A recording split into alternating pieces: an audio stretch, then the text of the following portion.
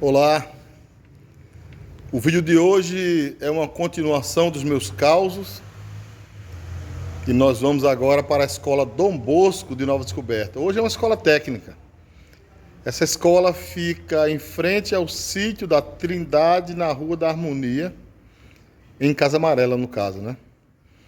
Eu terminei a 8ª série hoje, 9º ano, na escola Rotary de Nova Descoberta, que ficava mais ou menos 1,5 km da minha casa, lá no Alto da Brasileira ou Travessa do Cardoso.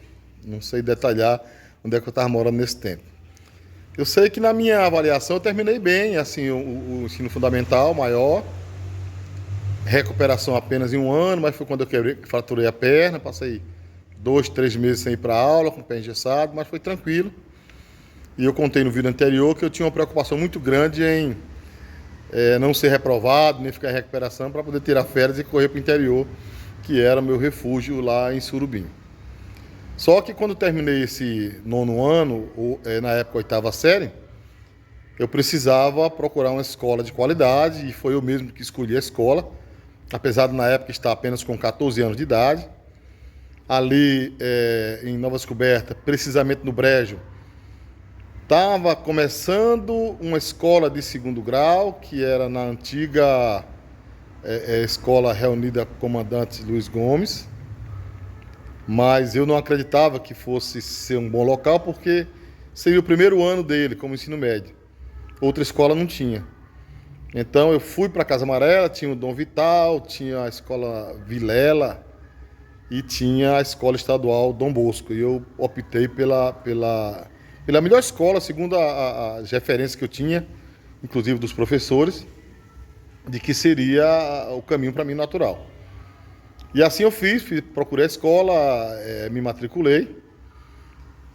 Como eu falei, na minha avaliação eu tinha terminado bem o ensino fundamental, muito bom em matemática na minha cabeça, porque eu participei da Olimpíada de Matemática entre as escolas, entre as escolas da rede Rotary, e de fato eu gostava muito de matemática. Quando eu cheguei no Dom Bosco, com 14 anos de idade, iria completar 15 no mês de agosto, primeiro ano, eu passei por um apagão, literalmente. Mamãe atribui ao fato de eu estar me envolvendo com bola, com os amigos, tal, mas eu acho que não. Foi um apagão mesmo, aqueles apagão que dá na vida da gente, que a gente não entende, né? Porque de 12 matérias, 13, talvez no máximo 14 disciplinas, eu fiquei reprovado em 6 matérias e as outras se arrastando. Eu mal passei em matemática. Fiquei reprovado nesse primeiro ano do Dom Bosco, Química, Física, Português e Redação, Programa de Saúde e Biologia. Muita dificuldade, eu estava muito introvertido, muito fechado em torno de mim mesmo. Terminei o ano, eu mal conhecia as 4 pessoas que estavam ao meu lado, o lado direito, o lado esquerdo, à frente e atrás, isso porque tinha que fazer os grupos de vez em quando. Mas eu acho que eu me assustei um pouco, eu acho que a síndrome da pobreza, do meio social, tomou conta de mim e eu me senti ali muito fraco, fiquei muito inibido, não consegui desenvolver meu pseudo potencial, e o certo é que no final do ano foi reprovação total. E foi um momento assim difícil, porque eu nunca tinha ficado reprovado, e mamãe me surpreendeu de forma assim extraordinária. Ela já tinha me surpreendido porque quando eu decidi estudar no Rotary, tinha que ter a passagem, e o Rotary ficava a mais ou menos 5,5 km, talvez 6 km lá do Alto da Brasileira. Tinha que ter passagem. E conversando com mamãe, papai também falei com o papai, fiz minha matrícula, e papai já viu dificuldades, porque ele trabalhava na época de servente de pedreiro, mamãe tinha algumas lavagens de roupa, e papai soltou aquela frase, que eu também já falei em outro vídeo, de que filho de pobre bastava aprender a ler, escrever e trabalhar para ajudar em casa. Como a idade já era propícia, ali 14 para 15 anos, já era de fato para começar a pensar em trabalho para ajudar na rotina e na despesa, né?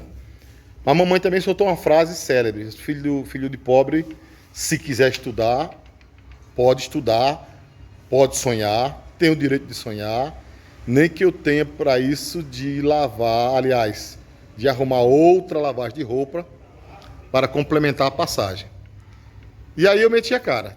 Tinha semana que não tinha as passagens todas, eu ia a pé, voltava a pé às vezes, fazendo a minha caminhada e vivia nessa luta. Minha tia Rosa ajudava nas passagens de vez em quando também. Mamãe às vezes lavava roupa, ia entregar para poder comprar comida. E esse entregar a roupa para pegar o dinheiro para comprar comida, às vezes era já 3 da tarde, 4 da tarde, né? Eu confesso que nunca faltou comida lá em casa, mas a gente almoçava sem ter a certeza do que ia jantar ou terminava um dia sem ter a certeza do alimento do dia seguinte. Mas Deus nunca deixou faltar. Mamãe e papai se viravam nos 30 para isso não acontecer e Deus sempre mandava o escape. Então, quando a gente almoçava cedo, quando almoçava normal, aí eu ia a pé para o colégio e voltava de ônibus às vezes.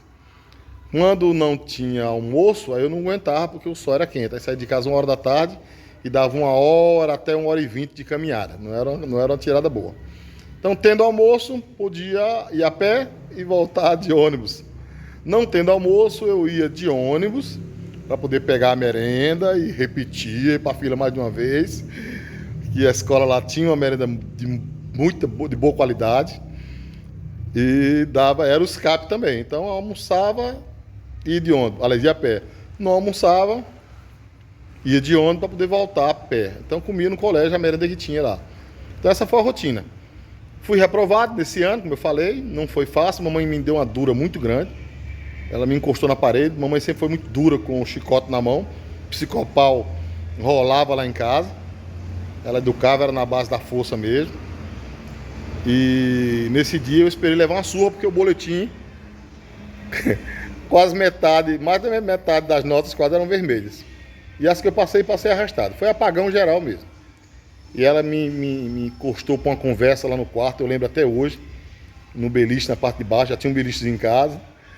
E a conversa foi dura e ela me fez ver muita coisa, me abriu os olhos, falou da luta para ter uma passagem, para ter a comida dentro de casa, para lavando roupa das pessoas, às vezes trabalhando de diarista, levando reclamação, mas ela queria investir e queria ter colocar na minha cabeça essa consciência, né, de que eu precisava também fazer a minha parte. Chorei muito na época, doeu mais do que se tivesse levado uma surra, porque eu lembro das passagens que eu joguei fora, lembro de todo o esforço que foi jogado fora naquele ano, e eu posso afirmar hoje com toda certeza, foi necessário aquele apagão, foi necessário aquela parada, foi necessário aquele puxão de orelha, porque no ano seguinte, já repetindo o primeiro ano, eu voltei com uma força, com uma determinação e com um foco inacreditável, ao ponto de praticamente fechar algumas matérias. Eram 40 pontos, né? 4 unidades.